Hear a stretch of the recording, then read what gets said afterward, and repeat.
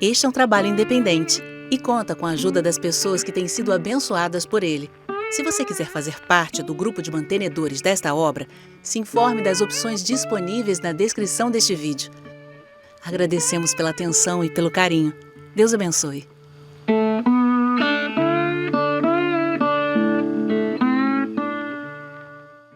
Quando eu tinha meus 12, 13 anos de idade, eu já me angustiava sobre o sentido da vida, né? Eu me angustiava de verdade.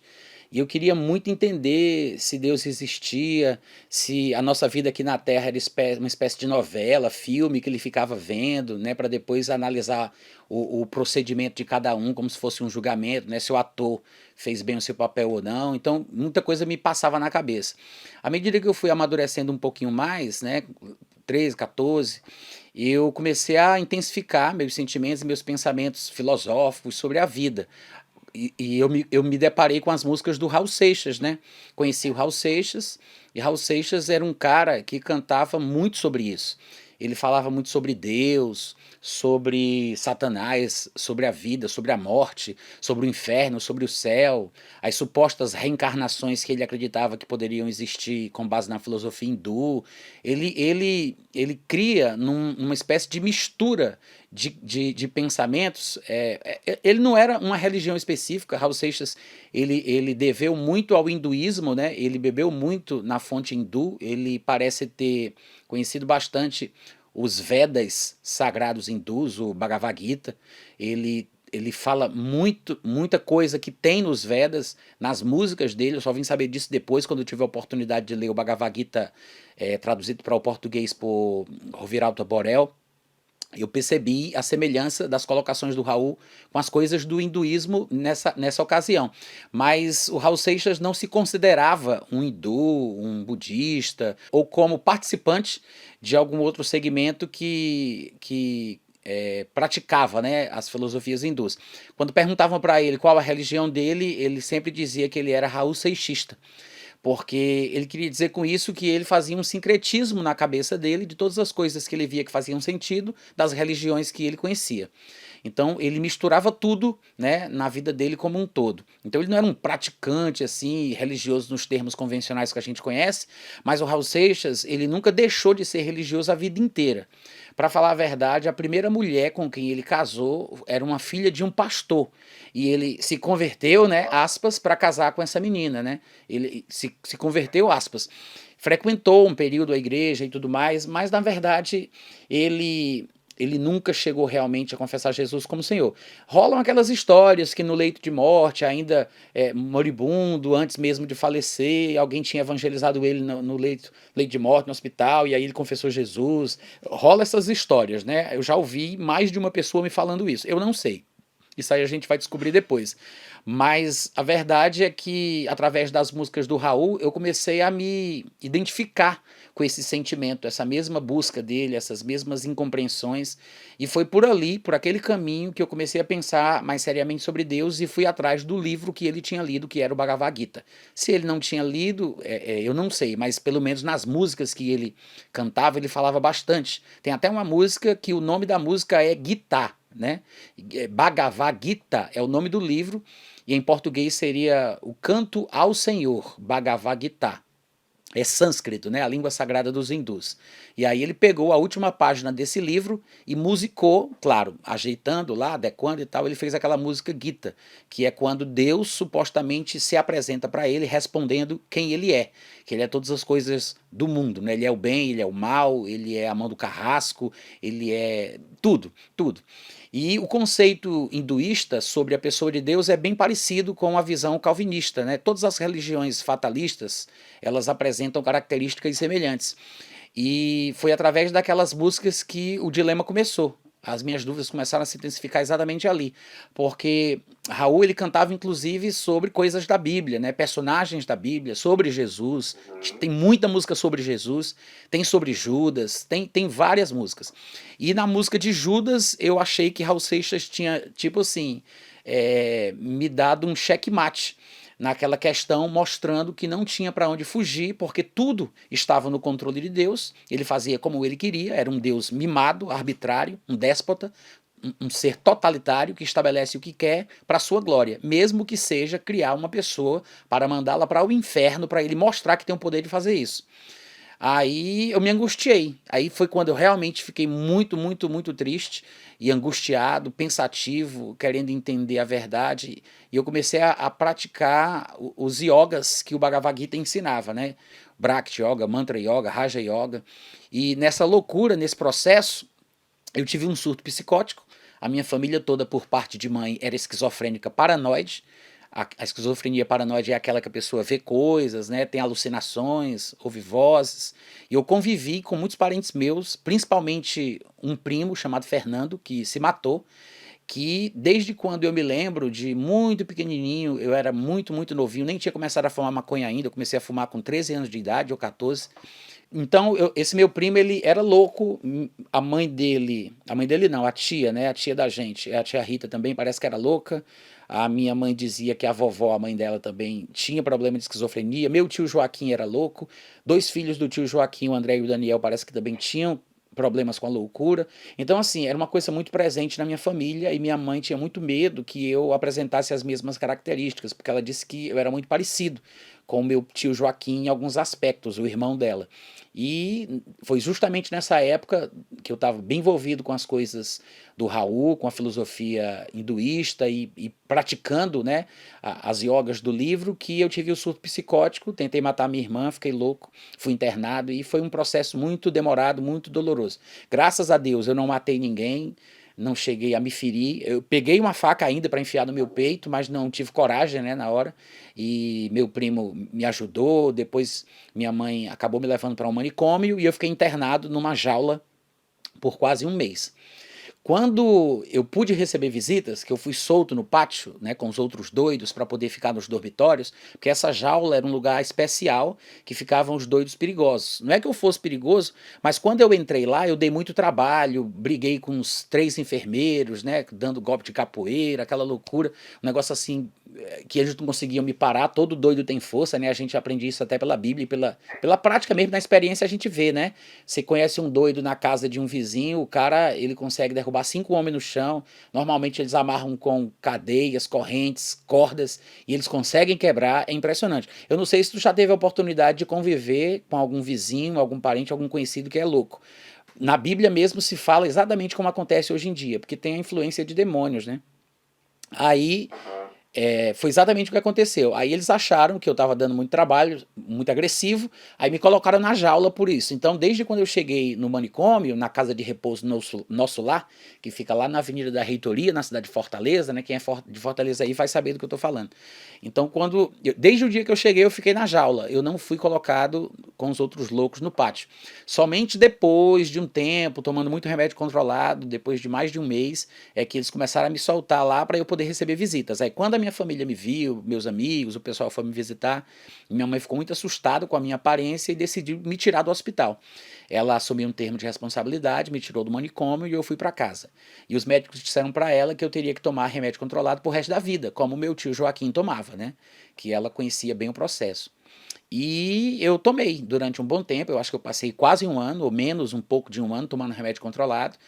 E depois, assim, de um bom tempo é que, claro, nesse processo a minha irmã tinha se convertido, um amigo nosso de infância tinha se convertido, o meu primo tinha recebido Jesus também. Então a galera toda da nossa convivência, assim, o pessoal mais chegado, teve a experiência de confessar Jesus, até por causa do que aconteceu comigo. Muita gente se comoveu, ficou tocada, se envolveu ali, participou de alguma forma. A gente orou na casa desse amigo nosso de adolescência, meu primo ficou sabendo que eu estava internado, meu primo era muito meu amigo e tal. Então, no final das contas, esse pessoal todo se converteu. Quando me tiraram do manicômio, foram me evangelizar, né?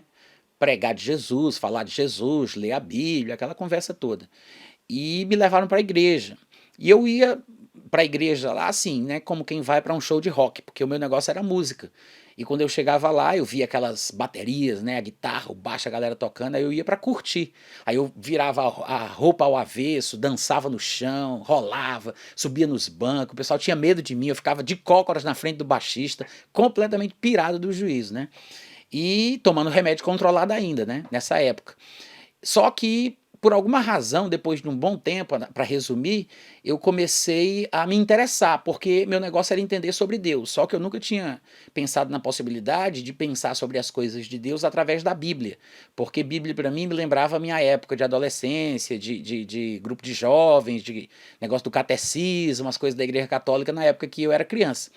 Então eu achava aquilo uma tolice. Eu queria, né, uma coisa mais sofisticada, né, o negócio do desdobramento astral, a questão lá do Bhakti Yoga, o Bhagavad Gita, né, aquela coisa toda do hinduísmo, que era o que eu tinha descoberto através das músicas do Raul, que eu achava que tinha algum sentido.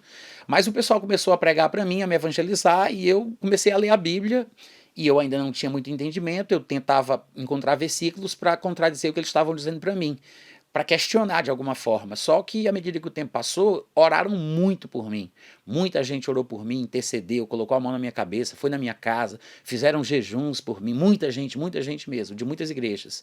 E à medida que o tempo foi passando devagarinho, eu comecei a ter interesse. Aí foi quando, uma vez, eu já estava visitando a igreja, frequentando para curtir aquela música, convivendo com o pessoal.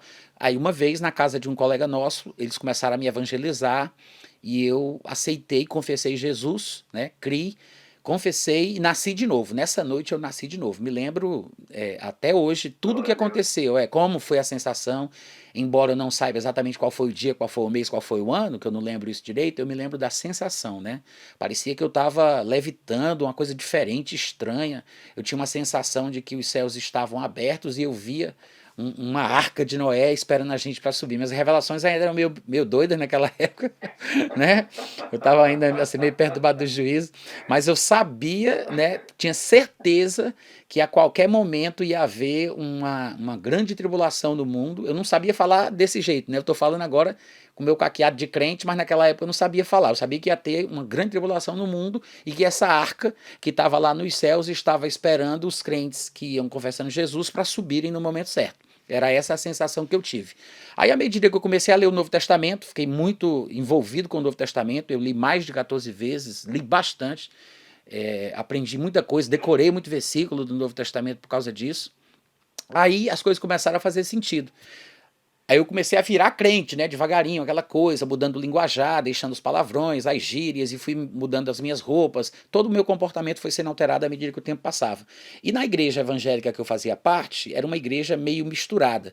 Era uma igreja cujos jovens eram batizados no Espírito Santo, cheios dos dons, falavam em línguas, era um pessoal fervoroso, mas toda a liderança era tendenciosa ao calvinismo. E eles tentavam me convencer de que o calvinismo era a verdade bíblica correta. Só que eu não entendia nada disso. Eu era novíssimo convertido, né? Ainda tomava remédio controlado naquela época, não sabia falar de nada da Bíblia, estava aprendendo devagarinho, mas à medida que eles falavam para mim, aquilo não soava bem, porque eram as mesmas explicações lógicas do calvinismo, do Raul Seixismo, do hinduísmo, aquela coisa toda, só que numa linguagem agora evangélica, né? Eles mudavam os termos através teológica, cristã, usando as passagens da Bíblia, mas era a mesma porcaria de sempre, a mesma porcaria. E aí eu tentava argumentar e não sabia como me defender, porque eles pegavam a Bíblia e esfregavam na minha cara, né? E essa passagem aqui, em Romanos 9, tá aqui, tá escrito e tal. Eu não sabia o que dizer. Então, foi ali que eu comecei a buscar respostas que eu não tinha encontrado até então, né? Quando eu comecei a me perguntar sobre isso na época do Raul Seixas, do hinduísmo, do Bhagavad Gita, e agora chegou a hora de eu poder saber realmente o que é. Aí foi quando eu comecei a fazer jejuns de 3 dias, né? Ficando isolado nos cantos, pedir emprestado casas de pessoas onde eu pudesse ficar, orando em línguas, jejuando e tal. E aí foi devagarinho as coisas começaram a acontecer, né? E eu comecei a entender um pouco melhor os textos, o Novo Testamento, começou a fazer sentido, e eu comecei a ver coisas que eu não via antes. E à medida que eu crescia na fé, um dia eu decidi que eu não ia mais tomar remédio controlado. Minha mãe ficou muito assustada, teve medo que eu tivesse surtos como o tio Joaquim tinha, né? E pediu para não fazer isso, mas eu estava muito convicto, estava muito decidido, porque eu estava lendo já os livros de Kenneth Hagin e T.L. Osborne, que falavam muito sobre fé e sobre cura. E foram através dos livros dele que eu comecei a recobrar a sanidade, né? Eu lia o Novo Testamento paralelamente com os livros de Kenneth Hagin e T.L. Osborne. Eu estava lendo um, eu estava lendo o outro e um livro da Bíblia, o tempo inteiro assim. E aí foi quando eu decidi, como que eu já sabia sobre fé e cura, né, através da literatura deles, que eu não queria mais. Já estava convicto, tinha fé suficiente e decidi, parei. Aí pronto, aí o tempo foi passando e graças a Deus nada aconteceu, não tive nenhum surto. Passou-se mais de um ano para que eu ficasse relativamente normal, né, e são. E a vida foi seguindo. Hoje em dia já deve fazer quase 30 anos que eu não tomo mais nenhum daqueles comprimidos. E tá tudo bem. Claro que eu não sou completamente normal, como as outras pessoas comuns, né? Porque as minhas sinapses e o meu e todo o meu sistema neurológico, ele tem uma diferença, deve ter alguma marca lá, tem alguma coisa que me faz pensar de forma diferente, sentir de uma forma diferente, entendeu? Porque eu sei que a esquizofrenia não tem cura, mas Deus, ele opera milagres. Então, assim, eu me considero curado, embora eu saiba que eu tenho algumas diferenças em relação às outras pessoas. Às vezes é por causa também de chamado e personalidade, mas eu acho que as minhas características, elas têm a ver com essa questão também cerebral, sabe? Mas é isso. Daí, hoje em dia, depois de um certo tempo, eu comecei a pregar sobre escatologia. Foi de 2013 que eu intensifiquei os meus estudos sobre esse assunto, né? De 2013 para cá. Eu já entendi um pouco de escatologia, mas não tanto, não me interessava tanto, não me aprofundava. Eu me converti por causa de pregações escatológicas, né? Já me converti por causa do arrebatamento. Eu ouvi aquela. Eu ouvi a fita cassete. Era um álbum, a última trombeta, mas eu ouvi a fita cassete. Aí eu me converti justamente no dia que eu ouvi essa mensagem. E quando eu me converti, já me converti com essa sensação de que o mundo estava, o prazo de validade do mundo tinha acabado, as coisas estavam se desmantelando, iam se quebrar todas e Deus iria resgatar aqueles que quisessem. Então, quando eu me converti, na noite que eu aceitei Jesus, foi essa sensação que eu tive, que tinha uma arca no céu, resgatando as pessoas, esperando elas para subirem, porque o mundo iria ser destruído. E aí, à medida que eu comecei a estudar a Bíblia, eu entendi da tribulação, do anticristo, do arrebatamento, aquela coisa, mas não tinha me aprofundado, assim, digo, da forma que eu fiz, né, de 2013 para cá. E aí, sempre, desde que eu me entendo por gente, eu sou pré-tribulacionista desde quando eu me converti e também contra o calvinismo, exatamente por causa do meu histórico, da minha formação, né, espiritual, cristã e tudo mais. Depois eu fiz um bacharelado em teologia, né, mas foi muito bom, não estou dizendo que foi ruim, mas eu acho que, dependendo do curso teológico que as pessoas fazem, elas acabam virando incrédulas. Tem muita incredulidade, muita coisa desnecessária, uma porcentagem gigantesca daquilo que é ensinada nos seminários teológicos vem para minar a fé do cristão, e é por isso que eu não aconselho ninguém a fazer seminário teológico. Depende muito do seminário. Se for um seminário de uma denominação ou de uma organização cristã, pentecostal, fervorosa do Espírito, que crê no Novo Testamento e que entende as coisas do caráter de Deus e tal, aí tudo bem, é diferente. Mas se não for, eu acho que não vale a pena. Mas tenho esse bacharelado, né, e gostaria muito de me aprofundar em algumas questões mais técnicas, como a leitura do grego e do hebraico. Eu sou alfabetizado em grego, sou alfabetizado em hebraico, mas é um grego e um hebraico praticamente instrumental. Eu consigo ler o hebraico, consigo ler o grego. Se um judeu falar devagar, eu entendo até algumas coisas que ele diz.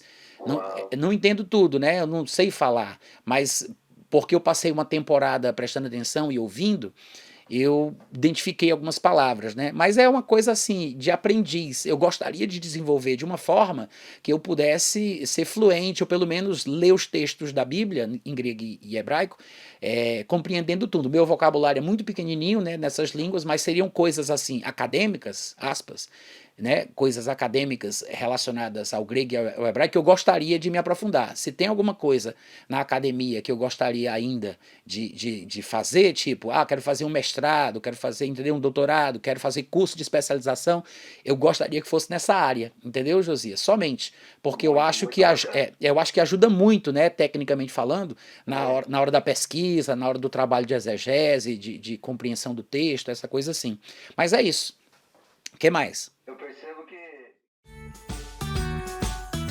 Não se esqueça de se inscrever no canal, deixe seu like e ative o sininho.